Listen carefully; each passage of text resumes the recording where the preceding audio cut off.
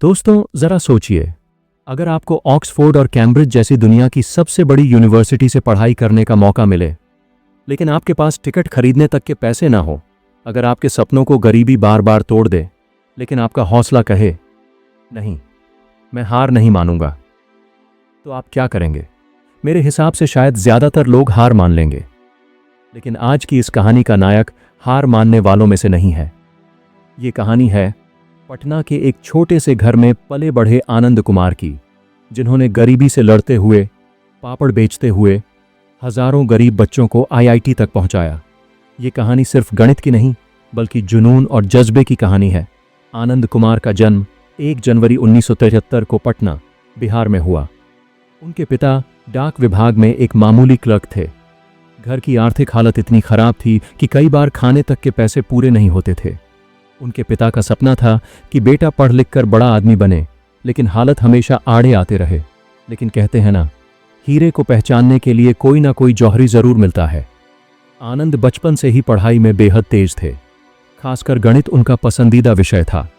उन्होंने पटना के सरकारी स्कूल से पढ़ाई की, जहां दूसरे बच्चे खेलकूद में मस्त रहते थे, वहीं आनंद ज्यादातर समय गणित के सवालों में खोए रहते थे। उनकी रुचि इतनी गहरी थी कि वो गणित के जटिल सवालों को खुद से हल करने की कोशिश करते और नए नए तरीके निकालते।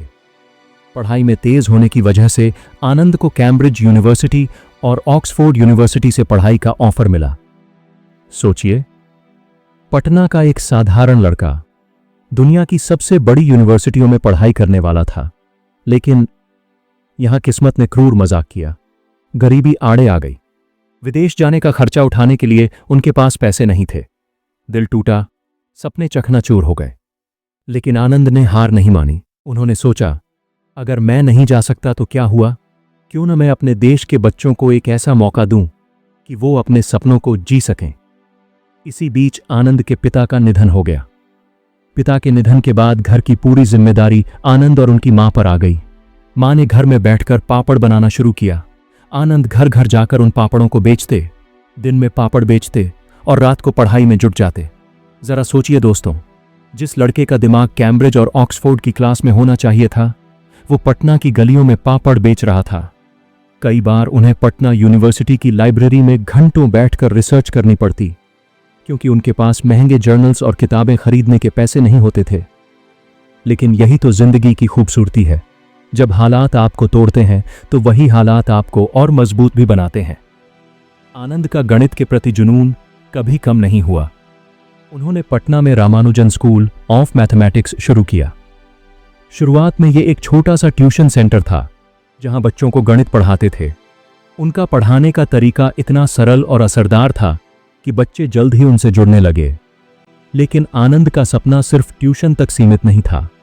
उनका सपना था गरीब बच्चों को वही मौका देना जो उनसे छिन गया था।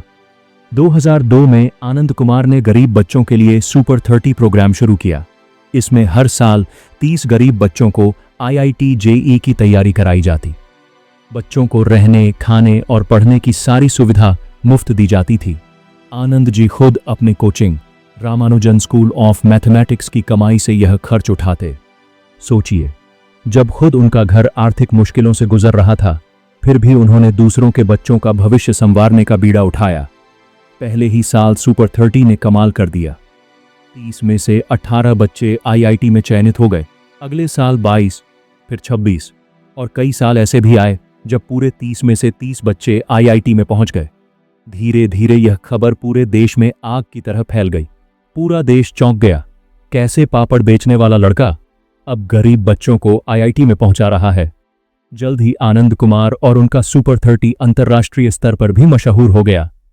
डिस्कवरी चैनल ने उन पर डॉक्यूमेंट्री बनाई। द न्यूयॉर्क टाइम्स और टाइम मैगजीन ने उनकी कहानी छापी। यहां तक कि अमेरिका के राष्ट्रपति ओबामा के दूतावास ने उन्हें आमंत्रित किया।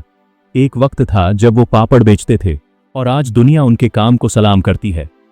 दोस्तों, आनंद कुमार की कहानी हमें सिखाती है कि गरीबी कोई कमी नहीं है। असली कमी तब होती है जब इंसान सपने देखना छोड़ दे। सपनों को पूरा करने के लिए पैसे नहीं, जुनून चाहिए।